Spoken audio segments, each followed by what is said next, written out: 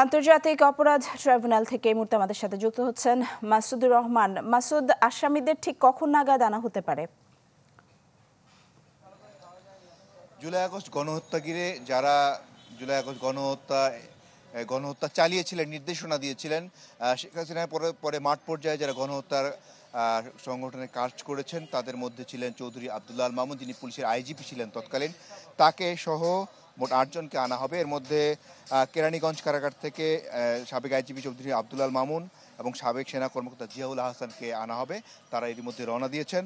আর কাশিমপুর কারাগার থেকে আনা হবে সাবেক ওসি যাত্রাবাড়ি থানার আবুল হোসেন, আবদুল্লাহ আল কাফি, জসিমউদ্দিন, শহীদুল ইসলাম, আরাফাত হোসেন ওসি, যারা জুলাই আগস্ট গণহত্যা করে বিশেষ করে মিরপুর এলাকায় যারা গণহত্যা চালিয়েছিলেন এবং যাত্রাবাড়ি এলাকায় গণহত্যা চালিয়েছেন, তাদের মধ্যে যারা যারা গ্রেফতার আছেন তাদের সকলকে আজকে হাজির করা হবে। আজকে মূলত এই 8 জনকে গ্রেফতার দেখিয়ে তাদেরকে কারাগারে পাঠানোর বিষয়ে সিদ্ধান্ত হবে।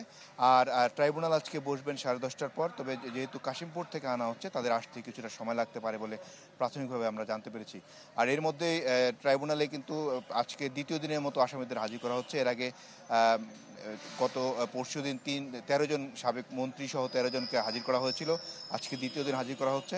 আর এখানে আজকে যে আসামিরা রয়েছেন তাদের মধ্যে চৌধুরী আব্দুল্লাহ আল মামুন, তিনি কিন্তু এরই মধ্যে ঢাকা সিএমএম আদালতে এই জুলাই আগস্ট গণহত্যা ঘিরে একটি জবানবন্দি দিয়েছেন 2 দিন। আর এনটিএমসির সাবেক মহাপরিচালক জিয়াউল আহসান, উনি কিন্তু তাকে তদন্ত সংস্থায় জিজ্ঞাসাবাদ করেছিল।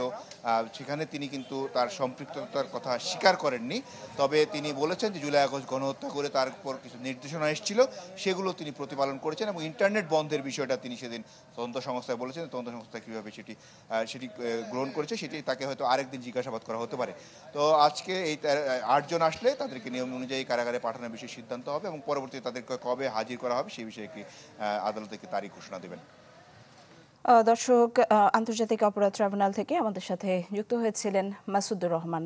আর কাবেল বাংলাদেশের একমাত্র ইউএল এবং ভিডি সার্টিফাইড কেবল, যা A গ্রেড LME